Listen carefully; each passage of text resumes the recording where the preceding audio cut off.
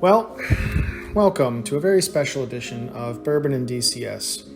I'm doing this one live because a lot of people have been asking me to do a coverage of my simulator setup and how I set that up. So that's what this video is going to be about. But first I figured I'd show you my bourbon collection. I'm not just saying I'm drinking things and not actually drinking things. I do have an extensive collection. And rather than making a stupid picture of a bottle of bourbon whenever I'm drinking today, I figured I'd just show you. I'm drinking Pack 9 today. It's probably the best bourbon I've ever had in my goddamn life. I feel it's probably appropriate for the video. It's very rich, it's very smooth, it's very chocolatey. And I highly recommend you pick it up. So anyway, yeah, let's get started. We'll head on up to the simulator right now. So one more thing to address. It's been a while since I've made a video. You're probably wondering why. That's because I broke my fucking wrist like a fucking idiot rollerblading. So I haven't really been much for flying. And also I moved to a new apartment. Well, it's a townhome now technically, but I moved, and when I moved I completely rebuilt my simulator. So that's what's going on there if you're wondering why I haven't had too much content to upload for a while. But hey, let's dive right in, shall we? So the overall rig itself is a Next Level Racing Boeing Military Edition, and I have modified the ever-loving shit out of it. Now, one question I get a lot that, God, bothers me to no fucking end is the first thing people ask me is, how much did that cost you? Dude, I don't goddamn know how much that cost me. When I first started flying, I was one of those dudes with a Logitech X56 who, you know, just had their stick and throttle on the desk, and, you know, that's how I started out. And then I got a track IR, and then I got a better joystick, and then I got a center stick, and then I put some cinder blocks on the floor and fucking ratchet strapped the goddamn stick to the cinder blocks. And I mean, that's how I started out. And then I added more, and then I added more, and then I added more, and then I added more, and then I added more, and now you see what you have here today. But if I had to put a price tag on all of this, I don't know, man, including the computer and the monitor and everything, probably like under 10 grand, but probably about that. A lot of it I've built myself too, and I've modified, and I'm going to go over that too, what exactly I did and what I used. So we'll start real quick with the computer. The computer is a, i7, I think. 64 gigabytes of RAM. It's a 3090 graphics card. DCS only really cares about how much VRAM you have. So that's why I didn't upgrade to the 4090. The 5090 might be a thing. I don't know, but we'll see. And that's, you know, that's pretty much it for the computer, because this doesn't really matter if you're doing things in VR. For VR, I do run a Valve Index. I was one of the first people to buy one. It's a 2019. It's when I got it, when it first came out. So it is getting kind of long in the tooth. I'm not going to lie to you. It's also got one dead pixel in the right eye, which drives me fucking crazy. I really hate it. So I'm thinking of upgrading. If I do, it's probably going to be the Varjo, not the XR, the Varjo Aero or the Pimax Crystal. One of those two things. I use stands for my base stations because they are a little easier to move around. I have one perched on top of my gun safe there. If you're surprised I'm into guns, you must have missed the part where I'm into A10s. I don't think I know a single A10 guy who's not into guns. I've had sporadic tracking problems with it in the past, but now that I've moved, it hasn't had an issue. So I'm guessing it had something to do with the lights or reflections in the room. Something was driving these things freaking haywire, but since I moved, it hasn't been that bad. So, like I said, the frame is a Boeing Next Level. I've done so many horrible, nasty things to this. I'll put links, by the way, into everything I bought and everything I did in the comments. So that's PC, that's headset, that's bourbon, which I definitely need another sip of. All right, let's get into the nitty-gritty of it. So we'll start at the pedals. The pedals are Slaw Device RX models. Sadly, I don't think Slaw is making these anymore. I think he's making I forget what his model number for them is, but he's making some sort of pedal now, but I think he's trying to get out of the pedal game. But I bought these, I think also back in 2009, and they have, they don't come with a stabilizer. You gotta buy the stabilizer yourself. It's like 50 bucks on eBay. The pedals are freaking chef's kiss though. They're amazing. The pedals themselves, like the actual footrests, are based on actual F16 pedals, and they're incredibly solid, and they center perfectly every single time, and they're delightfully stiff. I love them. Ergonomically, as for the chair and the pedals, I raised them up. I used stacks of washers, and you can see that there. Stacks of washers to raise the pedals up off the ground a little more. I think I just used 5/16 washers. I just bought them in bulk, which sucked because you can't buy them by weight. You have to buy them by, you have to count them out. So I'm sitting there awkwardly counting out these fucking washers in front of the Home Depot employee who wants to fucking strangle me across the counter. And frankly, I can't really blame her. The throttle, right now I'm rocking a Whirlpool CM3. I like it because it has the finger lifts to go to the idle cutoff detent, and then I have the detent for it's right there is where mill power is. Then you push through to go to afterburner. I mean, it doesn't have an afterburner, but you know, sometimes I fly pointy boys. For mounting it, it mounts just fine with screws. The plate that came with the next level thing, which is really rock solid, which is awesome. The stick, man, the stick is my pride and joy and what I've done the most work on. It's a VKB Gunfighter MCG Pro, which is the metal version. It's fully metal.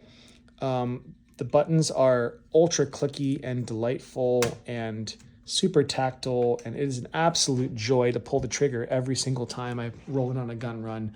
I have the extension as well, and my only complaint is even with the most factory default springs in it, it was way too loose. So what I did, I had to find a fucking flashlight. Hold on, I'll be right back. Right, anyway, what I did was well, first off, it was way too tall. So I chopped the shit out of it. You can see it in there. I chopped it with a Dremel, and then I welded it in place using JB Weld, which is the most magical substance known to man. Then I got extra long bolts, drilled holes through it, and I thread Ranger bands, which I have more back here. Ranger bands around the top of it to increase the stiffness. So now when you move the stick, it's a lot stiffer and a lot harder to move. Much more like a real aircraft. I flew the real life military A-10 simulator a handful of times when I was in my 20s and I was rushing Air National Guard units. And man, I'll tell you, holding the stick back with only my right hand with my left hand on the throttle, my arm was shaking by the end of it. Those things are freaking stiff. So the more force you can get on your stick, the more realistic it's going to be if that's what you're going for. I do have a VP Force Rhino. I'm in line to get one of those, and that's going to be super fucking cool when I get one, but I mean, it's going to be like a year before I get my hands on one of those, sadly. So moving right along. On the other side here, just a stupid mouse and stupid keyboard, because obviously you're going to need one of those when you're in your simulator. This, however, is freaking, man. All right, where do I even start with this? Okay, so first off, let's keep track of countries while I'm at it. So that's from Poland, that's from Lithuania, that's from Russia, so that's 3 countries right there. The circuit board for the CDU, the circuit board itself is from Tech Creations, which also the UFC is from. We'll get to that in a second. It's from Tech Creations, which is Australia. That's 4 countries. And the top 3D printed buttons for the CDU are from SimGear USA, I think, or PC SimGear. I'll find a link for it. It's in the description, which is in New York. So it's 5 countries. And then I just got some fucking wood and just made a simple little box for it to hold it in place. You see it threads in right there, and I just bolt it to this metal thing there that fits the keyboard and the mouse. I did invert my keyboard holder so it sits a little closer to me instead of a little further away, and I chopped off the edge of it too so I could fit this whole sim rig a little closer to the wall. So, man, that's the easy parts of my simulator. Now we're gonna get into the complicated parts. Now, the seat itself, I actually did build a replica ejection seat, as you can see here, which I'm going to turn into a 1-to-1 scale model when I have some more time. I've got some fake seat belts, and that cushion right there is actually from a real Aces 2 seat. It's from either an F15, an F16, or an A10. I don't know. Got it on eBay. The plans for this seat are from a dude named TJ Buparland. I'm sorry if I'm butchering your name, TJ. Sells them online. He actually made replica ejection seats for movies, including Iron Man. I had that bolted into my last simulator, but this just takes up less space, and I'll probably use that in a future sim build, but right now I'm just rocking this. This jet pad, though, however, is from Andre, which is some Russian dude, so I'm not even sure if you can get it anymore because of the Russia-Ukraine thing, but it's got like 8 vibration motors and uses its own proprietary software. And honestly, it's freaking amazing. It's got its glitches, but it really does a lot to increase immersion. It does slide around a lot, so I got a $3 ratchet strap from Home Depot, and I ratchet strapped it to the bottom there. And later, when I have some more sewing skills, I'll probably cut out a notch here and sew that up to make the stick not interfere with that. So that's the seat. All right, now this mess. This is going to be the worst of it. So for starters, it's laid back like that to make getting into and out of the simulator a lot easy. So once you're actually sitting in the simulator, which is an ordeal to climb into, which I'm proud of because it's an ordeal to climb into a real fighter jet, you can move this up like so, and then down here you can hook this in. Can probably not do when, there we go. And you tighten these buggers down here, but I'm not going to tighten them right now because I'm just showing you. As you can see, you sit pretty snugly up close into it. This panel here is from Wing, so that's China. That's 6 countries all my parts are from. This bracket's from Home Depot. I bent it myself. The UFC is from Tech Creations. It's universal. I'll explain the universal thing in a second, actually. And then the MFDs are from Thrustmaster. You can get them on Amazon. I got skateboard grip tape, and I put them in the middle buttons. So when I'm, God damn it. So when I'm fumbling around in VR to, those are VR cleaning pens, by the way. When I'm fumbling around in VR to find keys, it makes finding the keys a little bit easier. So this whole deal, this was originally for the yoke, and so was this. I turned this on its side, drilled holes onto it, bolted it in, got a 2x6, wrapped it in black electrical tape, bolted that to the back of it, and then stuck these on with command strips.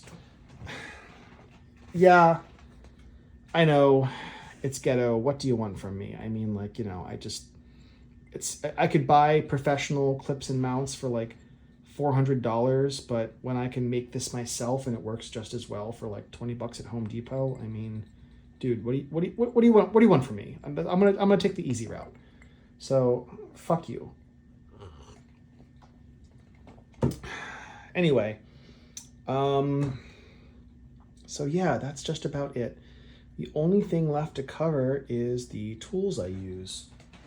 So I'll cover that next. Oh, one thing I forgot to mention.